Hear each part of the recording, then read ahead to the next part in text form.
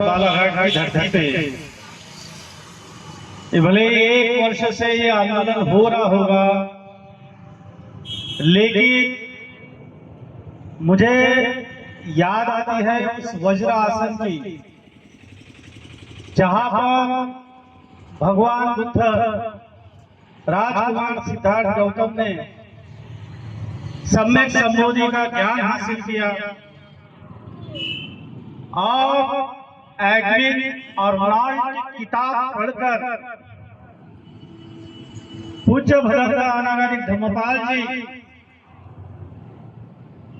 भारत आए और भारत में आने से पहले मैसूर में एक कार्यक्रम हुआ। उस कार्यक्रम में जापान के उनके भिक्षु मित्र थे और उनके गुरु भी साथ में थे। फिर उसके पश्चात वाराणसी आए, वाराणसी से सारनाथ गए और फिर बौद्ध गया पहुंचे। यह जो बौद्ध गया जाने के बाद में 1891 की घटना है,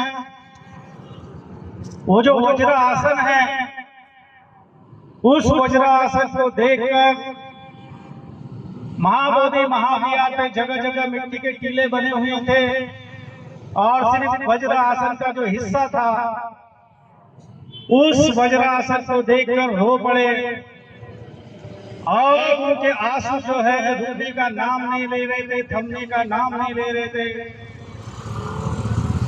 अनागारिक धम्मपाल जी रोते रह रहे, उनके साथ के जो भिक्षु मित्र थे उनको शांत कर रहे, क्यों आप रो रहे हो, आप शांत हो जाइए। और अनागारिक धम्मपाल जी ने बोला कि मेरे आंखों से ये जो आंसू बह रहे हैं रुकने का नाम नहीं ले रहे, क्योंकि महाबोधि महाविहार जहां पर राजकुमार सिद्धार्थ गौतम ने सम्यक संबोधि का ज्ञान हासिल किया, पूरे पृथ्वी पे ये सबसे पवित्र जगह है। और ऐसे सबसे पवित्र जगह में जब मैं यहाँ आया, मुझे इस हालत में भगवान बुद्ध के वज्र आसन और भगवान बुद्ध का जो बुद्ध विहार है, सम्राट अशोक ने जो बनाया है, इस बुद्ध विहार की दशा देखकर मेरे आंसू थम नहीं रहे हैं। मेरी भावना है कि मैं यह महाबोधि महाविहार जो है ये पूर्ववत उसी स्थिति में लाकर पहुंचा दूंगा। पूज्य भदंता अनागारिक धम्मपाल जी निरंतर प्रयत्न किए। 1892 में महाबोधि सोसाइटी की स्थापना किए और अंतरराष्ट्रीय स्तर पर तीसरे साल में यानी 1893 में जिनेवा शिकागो में शिकागो में विश्व धर्म सभा हुई और उस विश्व धर्म सभा में स्वामी विवेकानंद भी आए थे। स्वामी विवेकानंद टहल रहे थे और उनको पूछा कि आप यहाँ से कहाँ से आए हैं? तो बोले भारत से आया हूँ। तो भारत से आया हूँ बोलते बराबर अनागारिक धम्मपाल ने स्वामी विवेकानंद को अपने रूम में बुलाया, बैठाया, बात किया और जब धर्म की बात रखने का जब मौका आया तो वहां के महंतों ने, ब्राह्मणों ने स्वामी विवेकानंद को खदेड़ दिया और स्वामी विवेकानंद को खदेड़ने के बाद में पूज्य भदंता अनागारिक धम्मपाल जी ने अपने गले से लगाया, आप भारतीय है, हमारे बंधु हैं।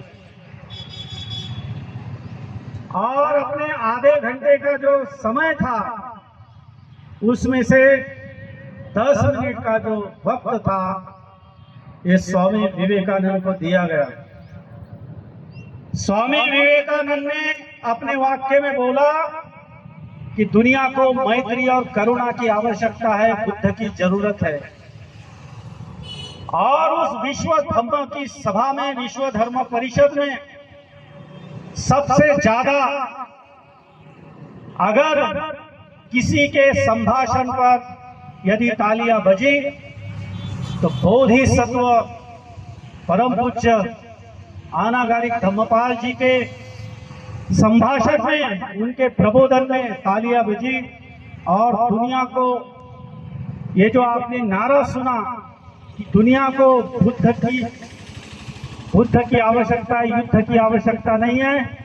ये दुनिया में सबसे पहले अगर किसी ने ये नारा दिया होगा विश्व में, अंतरराष्ट्रीय धम्म परिषद में अगर किसी ने नारा दिया होगा सर्वधर्म सभा में, तो पूज्य भदंत आनागारिक धम्मपाल जी ने बोला कि हमें युद्ध की आवश्यकता नहीं है, बुद्ध की आवश्यकता है।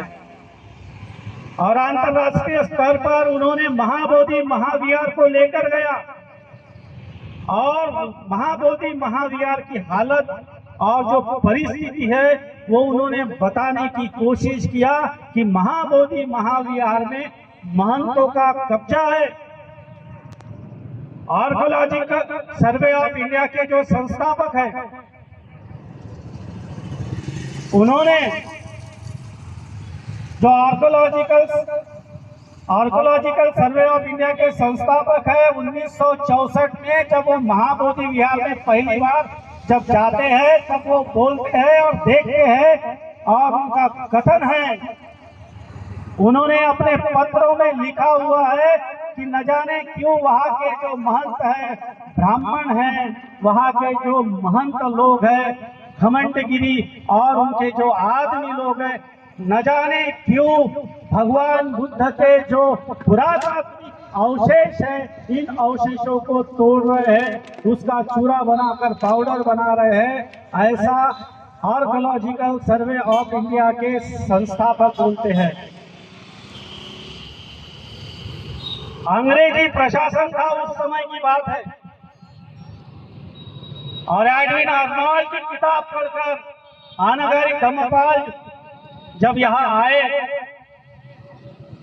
और उन्होंने अंतरराष्ट्रीय स्तर पर महाबोधि महाविहार को लेकर गया, निरंतर भिड़े रहे, निरंतर आंदोलन उनके चलते रहे और महाबोधि महाविहार में 1892 पर उनके ऊपर हमला हुआ।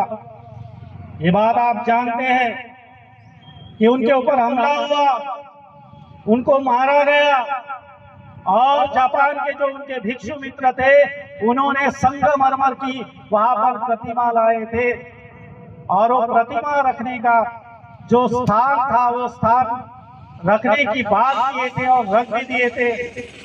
और जैसे ही उनको पता चला, घमंडगिरी को पता चला, तो उन्होंने अपने गुंडों के हाथों से वहां पर आनागारिक धम्मपाल जी के जो मित्र थे, भिक्षु मित्र थे, उन्होंने जो भगवान बुद्ध की प्रतिमा रखी थी संगमरमर की, उस प्रतिमा को बाहर किया और उनके ऊपर हमला भी किया, चाटा मारा। और आनागारिक धम्मपाल जी के जो गुरु थे, श्रीलंका से आए हुए थे, उनके ऊपर भी हमला हुआ और पुलिस ने उस समय में अंग्रेजी प्रशासन काल के दौरान पुलिस में कंप्लेंट हुई और पुलिस में कंप्लेंट होने के बाद में उनके ऊपर में मामला और मुकदमा चला। और ये मामला मुकदमा चलने के पश्चात यह मामला मुकदमा चला, 100 रुपए का जुर्माना हुआ, महीने भर की सजा हुई और कोर्ट ने ये माना, मंक जेफरसन नाम के कलकत्ता हाई कोर्ट के जस्टिस ने ये निर्णय दिया कि महाबोधि महाविहार जो है ये सम्राट अशोक के द्वारा निर्माण किया गया है और ये बौद्धों की धरोहर है। और आज की तारीख में ये बात 100% प्रमाणित हो चुकी है और हमारे एडवोकेट के पास में पूरे सबूत है कि महाबोधि महाविहार जो है ये बौद्धों की विश्व धरोहर है। ये केवल भारतीय बौद्धों की बात नहीं है, ये भारतीय बौद्धों की बात नहीं है कि भारतीय बौद्धों के लिए यह विश्व धरोहर है। ये पूरे समस्त विश्व के बौद्धों का सबसे पवित्र स्थान है और ये सबसे पवित्र स्थान होने के बावजूद केंद्र सरकार और राज्य सरकार जो है बौद्धों का जो पवित्र धार्मिक स्थल है ये देने के लिए इनकार कर रही है। ये जो कानून है 1949 बौद्ध गया मंदिर अधिनियम, यह जो बिहार में लगा हुआ सिर्फ एक ही धर्म के लोगों के बुद्ध विहार में लगा हुआ है। अगर कानून लगना चाहिए तो सभी मंदिरों पर लगना चाहिए, कानून लगना चाहिए तो सभी धर्मों के ऊपर लगना चाहिए, लेकिन सभी धर्मों के ऊपर में वो कानून लागू नहीं है।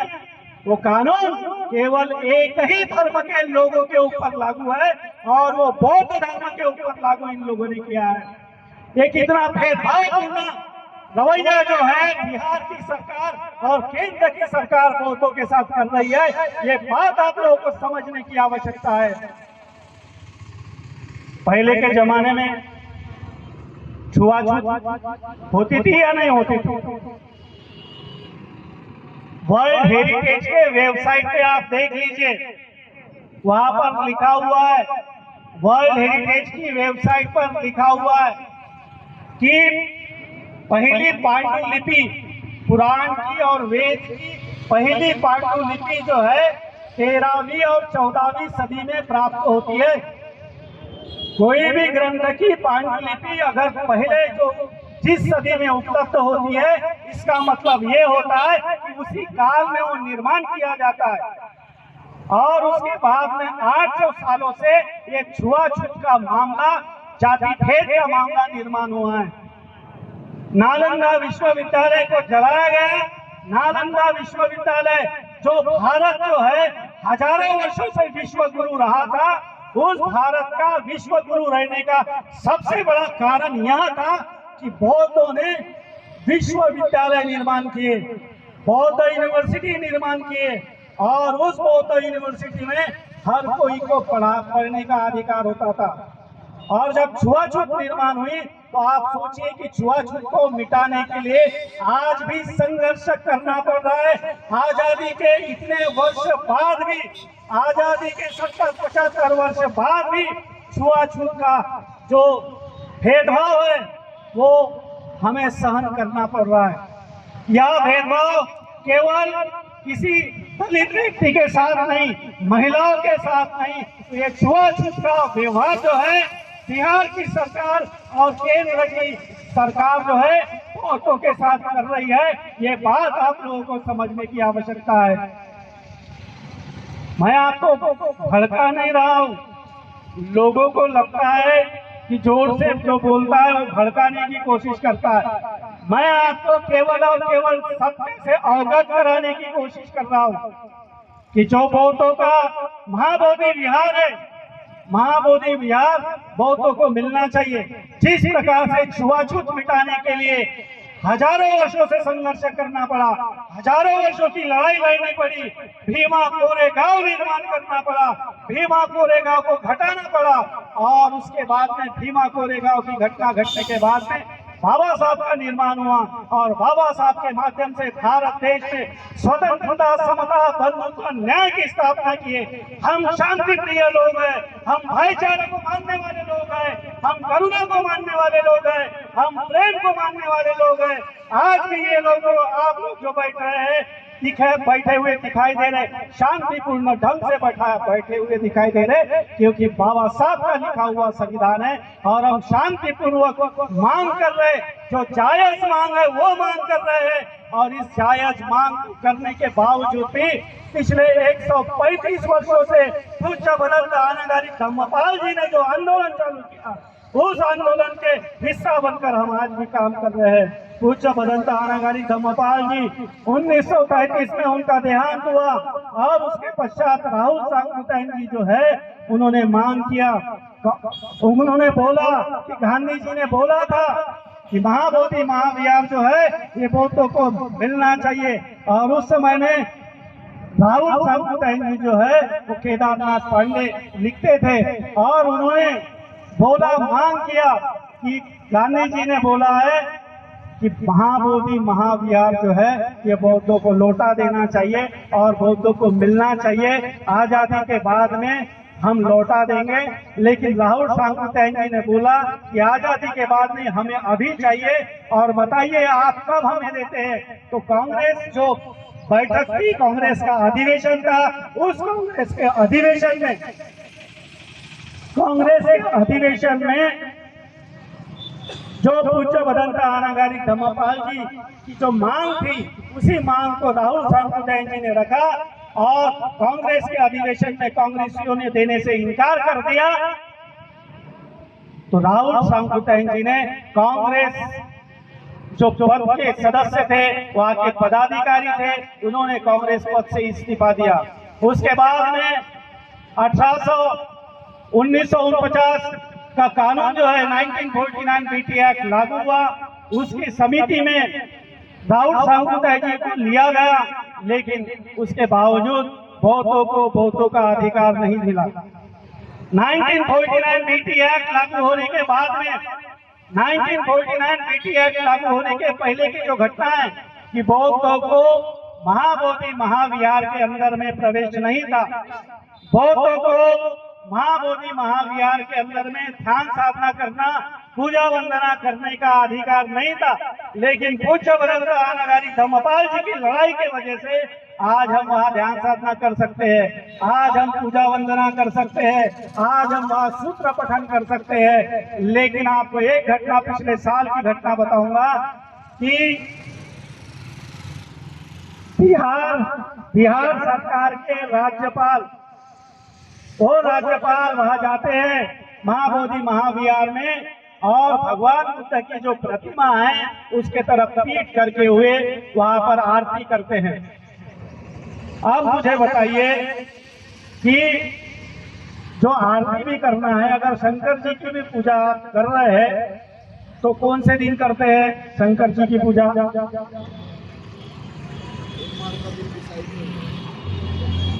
नवरात्रि के दिन करते हैं, सही है क्या? नवरात्रि, शिवरात्रि के दिन, आप कीजिए, शिवरात्रि के दिन करते हैं। शंकर जी की पूजा जो है शिवरात्रि के दिन करते हैं। लेकिन जो बिहार का राज्यपाल है, बुद्ध पूर्णिमा के दिन महाबोधि महाविहार के अंदर जाता है और वहां पर शंकर जी की पूजा करता है, भगवान बुद्ध के और पीठ करके। तो ये सरासर भगवान बुद्ध के जयंती के अवसर पर, बुद्ध पूर्णिमा के अवसर पर, ये भगवान बुद्ध का अपमान नहीं है या नहीं? कितना अपमान झेलेंगे? एक तो बिहार सरकार और केंद्र सरकार बौद्धों को अछूत मानती है, ये बात समझ लीजिए। क्यों अछूत मानती है? अगर अछूत नहीं माना होता तो बिहार में गया जिले में जितने भी मंदिर है, चाहे वो बौद्धों का हो, चाहे वो हिंदुओं का हो, ब्राह्मणों का हो, मुसलमानों की मस्जिद हो, या क्रिश्चियनों का गिरजाघर हो, या गुरुद्वारा हो, सब जगह कानून लागू होता। सही की गलत है? लेकिन ये कानून जो है महाबोधि महाविहार में, क्यों भैया ऐसा क्यों कर रहे हैं आप लोग हमारे साथ में छुआछूत का व्यवहार? और बाबा साहब बोलते हैं कि जो अन्याय सहन करता है वो अन्याय करने वाले से ज्यादा गुनहगार होता है।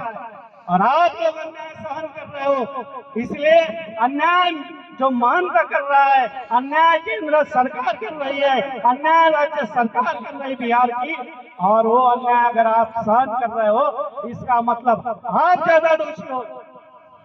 और मुझे लगता है कि मैं दोषी नहीं, मुझे लगता है कि मैं दोषी नहीं हूं, और इसलिए ये आंदोलन में अपन भिड़े पड़े हैं। महाबोधि महाविहार में मैं जब जाता हूं तो मेरे को बहुत तकलीफ होती है, मुझे बड़ा पीड़ा होती है। मैं वहां जाता हूं तो कई बार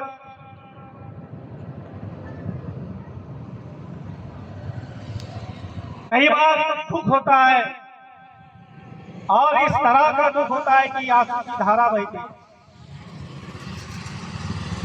और इस तरह का दुर्व्यवहार होता है पुलिसों के साथ में। बिहार के जो पुलिस है, वहां पर जो पुलिस है मैं एरोप्लेन से भी कई बार गया हूं, मेट्रो स्टेशन में भी कई बार घूमता हूं। तो जो पुलिस जो चेकिंग करती है, मेटल डिटेक्टर लगाकर चेक करती है, सही है कि गलत है? लेकिन महाबोधि महाविहार में जब आप जाते हो तो आपके पूरे शरीर को स्पर्श किया जाता है। और पुलिस के साथ अभी गया था तो मेरा झगड़ा हो गया।